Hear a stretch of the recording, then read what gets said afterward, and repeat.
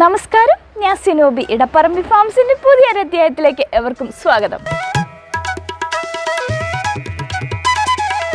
ഇന്ന് നമ്മൾ നിൽക്കുന്ന അങ്കമാലി കിടങ്ങൂരുള്ള ഷീല ചേച്ചിയുടെ പശുത്തൊഴുത്തിലാണ്.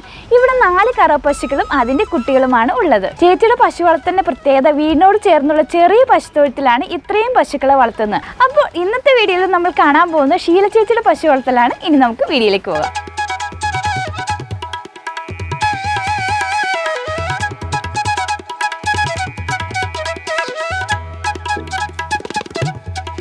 ഇതാണ് നമ്മുടെ ഷീല ചേച്ചി. ചേച്ചിയുടെ പറമ്പി ഫാമിലേക്ക് സ്വാഗതം. അപ്പോൾ ചേച്ചി ഈ ഒരു പശു വളർത്തൽ മേഖലയ്ക്ക് വന്നിട്ട് ഒരുപാട് നാളായോ? 10-20 വർഷമായി. അതിൽ നിന്ന് എനിക്ക് പാല് വേണമായിരുന്നു. അപ്പം ഞാൻ അതിനെ വളർത്തി അതിൻ്റെ കിടാക്കളുണ്ടായി.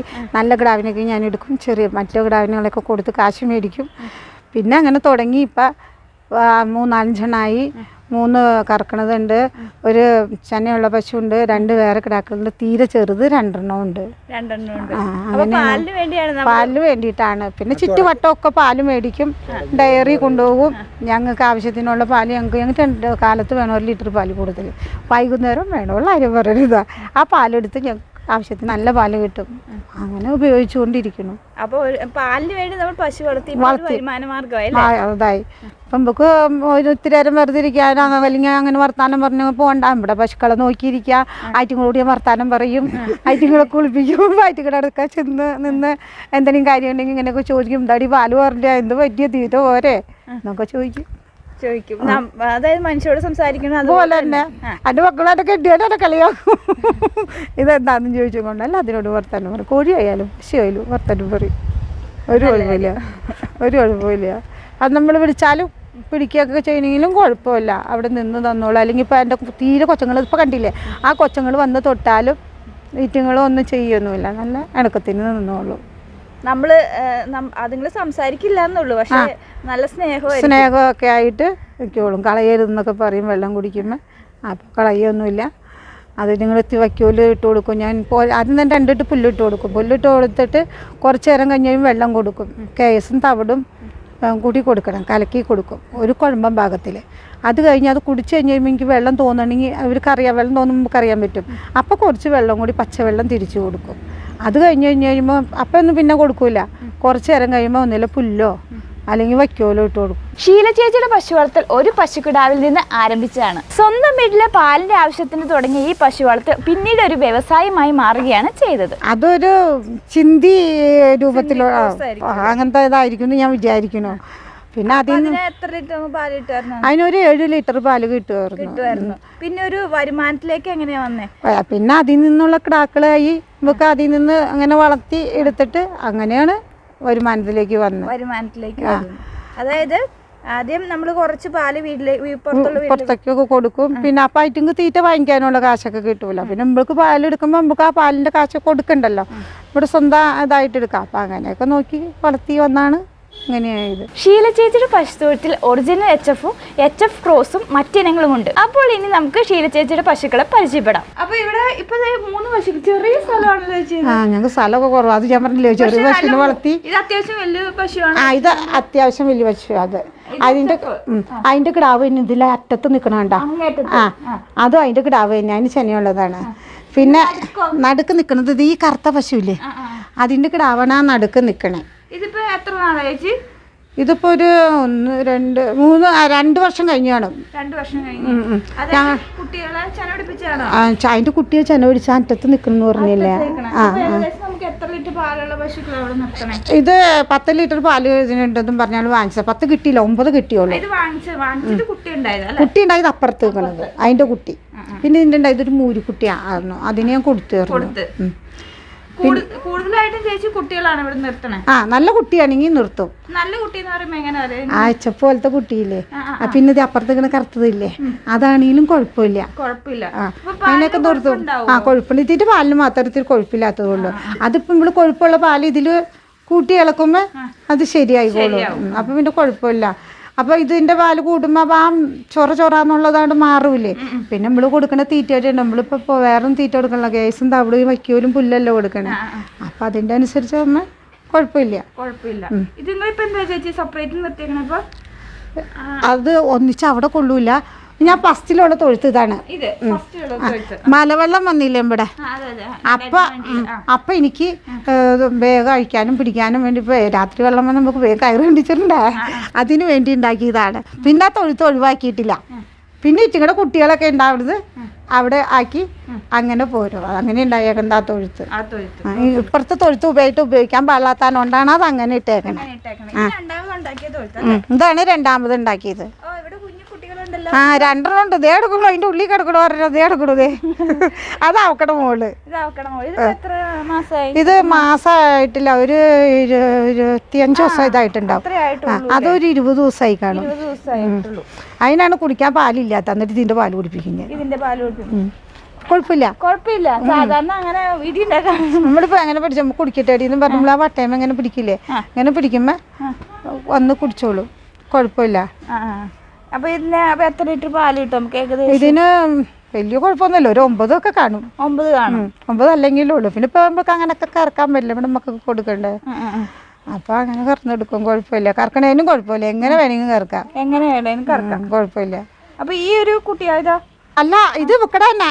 ഇവക്കട തന്നെയാണ്. ഇവക്കട ഈ കൊമ്പിയുടെ കുട്ടിയാണത്. അത് കഴിഞ്ഞിട്ടുള്ള കുട്ടിയാണ് ആക്കി നിക്കണില്ലേ. എത്ര പ്രസവം വരെ നിർത്തും ചേച്ചി? അത് ഇറ്റുങ്ക് എനിക്ക് നടക്കാൻ ഒരു നല്ല ഉഷാറൊക്കെ ഉള്ളത് വരെ നമ്മൾ നിർത്തും. ഒരു ആവശ്യത തോന്നിയ അപ്പൊ കൊടുത്ത് കാശ് മേടിക്കും. പിന്നെ പിന്നെ ഒരു 5-6 പ്രസവം വരെ നിർത്തുവോ? ആരോഗ്യമൊക്കെ ഉള്ളതാണെങ്കിൽ നമ്മൾ നിർത്തും. അല്ലെങ്കിൽ പിന്നെ ഇതിപ്പോ പ്രസവിച്ചിട്ട് എത്ര ദിവസമായി? ഒരു 20 ദിവസമായിട്ടുള്ളൂ. ഇപ്പൊ പാലുണ്ടോ? ഇതിന് പാലില്ല. അതാണ് ഇപ്പൊ ഞാൻ പറഞ്ഞ ഒരു തുള്ളി. എന്താന്ന് വെച്ചാൽ എനിക്കറിയില്ല. ഒരു തുള്ളി പാലില്ല. കാണിച്ചു മരുന്ന് ആദ്യം തന്നു, അത് കൊടുത്തു. ഇപ്പൊ രണ്ടാമത് എന്നിട്ട് പാലില്ലാതെ കഴിഞ്ഞപ്പോ രണ്ടാമത് ഇന്ന് പോയി കൊണ്ടുവന്നിട്ടുണ്ട്. മരുന്ന് കൊടുക്കാൻ പോണുള്ളൂ. അതെ. അപ്പൊ ഡോക്ടർ എന്താ പറഞ്ഞു ഈ പശുവിനെ? അതിന് അഴുക്ക് അല്പം ഉണ്ടാവും, അതുകൊണ്ടാണ് പാല് കിട്ടാത്തതെന്ന് പറഞ്ഞു. അഴുക്ക് പോകാനുള്ള മരുന്ന് തന്നു, എടുത്തു കളഞ്ഞതല്ലേ ഇത്. അപ്പൊ അഴുക്ക് പോയി കഴിഞ്ഞിട്ടുണ്ടാവുമായിരിക്കും ഞാൻ വിചാരിക്കുന്നു. അടുത്ത മരുന്ന് മറുപടി എടുത്തു സ്വാഭാവികമായിട്ട് പോയില്ല. പ്രസവിച്ച് കഴിഞ്ഞപ്പോ എടുത്തു കളഞ്ഞു. പക്ഷെ ഇതിനങ്ങനെ എടുത്തു കളഞ്ഞിട്ടും കുഴപ്പമുണ്ടായില്ല. അതിന് എടുത്തു കളഞ്ഞൊരു ക്ഷീണം വന്നു. ക്ഷീണം എന്ന് പറഞ്ഞാൽ ഇങ്ങനെ തന്നെ പാലുമില്ല, ഒന്നുമില്ല, ഒരു ഇതുപോലെ നിൽക്കണു. എന്നിട്ട് പിന്നെ ഞാൻ ആരോഗ്യത്തിന്റെ കുറവെന്നോർത്ത് അതിന് ടോണിക്കും മരുന്നൊക്കെ വാങ്ങിച്ചു കൊടുത്തു. ഇനി ചിലപ്പോ ഉണ്ടാവുമെന്ന് ഞാൻ പ്രതീക്ഷിക്കുന്നു. എന്റെ തൊഴുത്തിന്ന് പോകാതിരിക്കാൻ ഉണ്ടാവട്ടെ ഞാൻ പ്രാർത്ഥിച്ചിരിക്കുന്നു. അതിനൊന്നും കുഴപ്പമില്ല, ഒരു 9 ലിറ്റർ പാലൊക്കെ കിട്ടുമായിരുന്നു. കുഴപ്പമില്ല. ഇപ്പൊ നമുക്ക് കറന്നിട്ടൊന്ന് എനിക്ക് പോണെങ്കിലും ഇപ്പൊ അത്യാവശ്യം ഒന്ന് എനിക്ക് പോണെങ്കിൽ പിന്നെ രണ്ടാമത് വന്ന് നമുക്ക് കറക്കാതിനെ കുഴപ്പമില്ല. ചില പശുക്കൾ അങ്ങനെ സമ്മതിക്കില്ല. ഇത് കുഴപ്പമില്ല, നമ്മൾ കൊണ്ടുവരടിന്ന് പറഞ്ഞ് നമ്മള് പോയാ വന്ന് കറക്കാം. ഷീലചേച്ചിയുടെ പശുക്കൾക്ക് തീറ്റയ്ക്ക് ഇത്ര വില കൂടി നിൽക്കുന്ന ഈ സമയത്തും പെല്ലറ്റും പൊടുത്തവിടും കുറയ്ക്കാറില്ല. അത് മാത്രമല്ല പുല്ലും വൈക്കോലും നല്ല രീതിയിൽ കൊടുക്കുന്നുമുണ്ട്. കേസ് കൊടുക്കണ്ട്, തവിട് കൊടുക്കണ്ട്, പുല്ലുണ്ട്, വൈക്കോലുണ്ട്. അപ്പം നമ്മള് കേസ് എന്തോരം കൊടുക്കും? ഒരു 6 കിലോ ഉണ്ടാവും, 2 പാത്രമായിട്ട് എടുക്കണേ. പിന്നെ തവിട് ഒക്കെ കൂടി ഒരു 6 കിലോ അല്ലെങ്കിലുള്ളൂ ഒരു നേരം. 6 കിലോ ഒരു നേരം. ഒരു ബക്കറ്റ് ഉണ്ട്. ആ ബക്കറ്റ് മുള വെയിലത്തേക്കല്ല, ആ ബക്കറ്റ് നിറച്ചുണ്ടാവും. എന്നിട്ട് അത് കുറച്ച് പകർത്തിയിട്ടാണ് കൊടുക്കണം. ഇങ്ങനെ എടുക്കുമ്പോൾ പോവില്ലേ, അതാണോണ്ട് അങ്ങനെ പകർത്തി കൊടുക്കണേ. അപ്പോൾ 2 നേരം 12 കിലോ. പിന്നെ വൈകുന്നേരം ആകുമ്പോൾ അതിന് ഒരു പാത്രം കുറയ്ക്കും, ബാക്കിയുള്ളത് കുറച്ചിട്ടെടുക്കും. അതിന്റെ കൂടെ പൊടുത്തവിടും കൂടെ കൊടുക്കും. അപ്പൊ പാലനുസരിച്ചാണ് പശുക്കൾക്ക്? പാലിന്റെ അനുസരിച്ചാണ്. പാല് തീരെ കുറഞ്ഞപ്പോൾ അത്ര തീറ്റ കൊടുക്കണ്ടില്ലല്ലോ. അപ്പൊ അത് പിന്നെ കിടാക്കൾക്ക് പിന്നെ പാലില്ലെങ്കിലും വയറ്റുങ്ങൾക്ക് തീറ്റ കൊടുക്കണ്ടേ. അപ്പൊ അതനുസരിച്ച് ഒരേ പാത്രം, ഒരു പാത്രം അത് കിട്ടുമ്പോൾ കൊടുക്കും. പക്ഷെ ഇപ്പൊ കിട്ടൂല, കിട്ടിക്കൊണ്ടിരിക്കുമ്പോൾ നമുക്ക് കൊടുക്കാൻ പറ്റുള്ളൂ. അപ്പൊ അങ്ങനെ കിട്ടുകയാണെങ്കിൽ കിടാക്കൾക്ക് കൊടുക്കും. ഇവിടെ തവിടും കൂട്ടി ഇതിട്ട് കൊടുക്കും. അങ്ങനെ ചെയ്യണം. പിന്നെ കൊപ്പര കാട്ടുമ്പോൾ ആ കൊപ്പരയൊക്കെ ഉണ്ടെങ്കിൽ അതൊക്കെ കൂട്ടിയിളക്കി കുറച്ച് പുല്ല് വയ്ക്കലൊക്കെ ഇഷ്ടം മാതിരി കൊടുക്കും.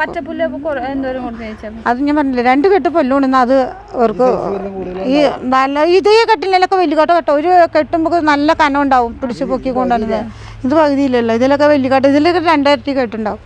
നല്ലൊരു കെട്ടാണ്. അത് കൊണ്ടുവന്നിട്ടുണ്ടെങ്കിൽ എല്ലാത്തിനും കൂടി കേട്ടോ കൊടുക്കണം. അല്ല ഒരെണ്ണത്തിനല്ല, എല്ലാത്തിനും കൂടി 2 കെട്ട് പുല്ലും ഈ ഇങ്ങനത്തെ ഒരു കെട്ട് വയ്ക്കുമല്ലോ. അപ്പോൾ ഈ പുല്ല് കൊടുക്കണ ദിവസം 2 ദിവസമായിട്ട് കൊടുക്കും. 2 ദിവസമായിട്ട്. അപ്പോൾ എല്ലാത്തിനും അതിനുള്ള വയ്ക്കുമല്ലോ. ചില പുല്ല് ഒരുപാട് ഉള്ളതിനും കൊണ്ട് വയ്ക്കുമല്ലോ, അങ്ങനെ കളയും, തിന്നില്ല. അപ്പൊ അങ്ങനെ കൊടുക്കും. ഷീലചേച്ചിയുടെ പശുത്തൊഴുത്തിൽ നല്ല ഇനം കറവ പശുക്കളാണ് ഉള്ളത്. അതുകൊണ്ട് തന്നെ നല്ല രീതിയിൽ പാലുൽപാദനം ഉണ്ട്. ഒരു 14 ചേട്ടൻ പറഞ്ഞേ 14 ലിറ്റർ പാലുണ്ട്. പാലുണ്ട്. അതായത് ഇപ്പൊ ചൂട് കൂടിയ സമയമാണ് ഇത്ര കുറവ് ചൂടിൻ്റെ ആണ്. കുറേച്ചൊക്കെ വീട്ടുകളിൽ കൊടുക്കും, പിന്നെ ബാക്കിയുള്ളത് ഇവിടെ സൊസൈറ്റി കൊടുക്കും. കൂടുതൽ സൊസൈറ്റിയിലാണ് അതെ അതെ അതെ. അതെന്താ സാധാരണ എല്ലാവരും വീടുകളിലാണ് കൂടുതൽ. ഇവിടങ്ങളിലൊക്കെ വീടുകളിൽ കൊണ്ടു കൊടുക്കണം. വന്ന് വാങ്ങണ പരിപാടിയൊന്നും ആർക്കില്ല. ഒക്കെ പതിലുമ്പോ ചേരോ.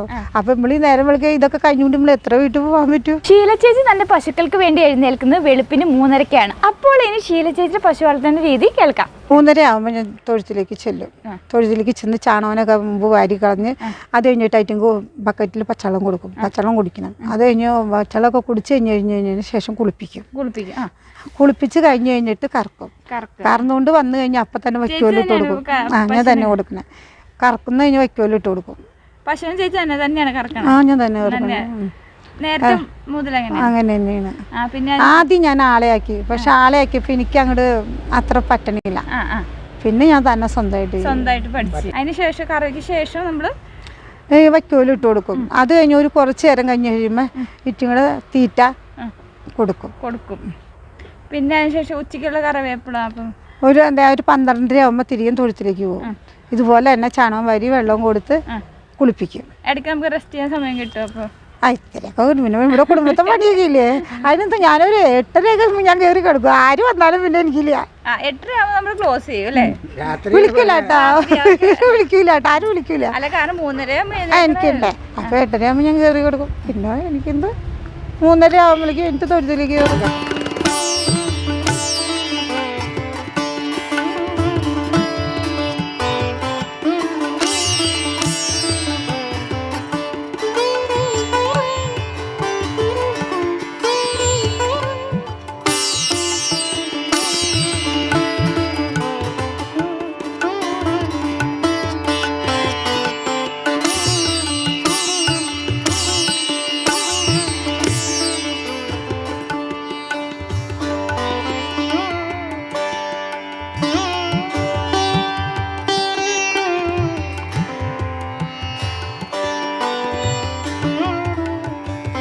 അപ്പോൾ ചേച്ചിയുടെ വിലപ്പെട്ട സമയം ഞങ്ങൾക്ക് വേണ്ടി ചെലവഴിച്ചതിന് നന്ദി പറഞ്ഞു. ഇനിയും നല്ല രീതിയിൽ പശുക്കളെ വളർത്താൻ സാധിക്കട്ടെ.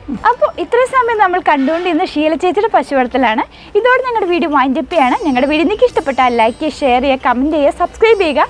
അടുത്തൊരു നല്ലൊരു വീഡിയോയുമായി ഞങ്ങൾ വരുന്നതാണ്. അതുവരെ നമസ്കാരം.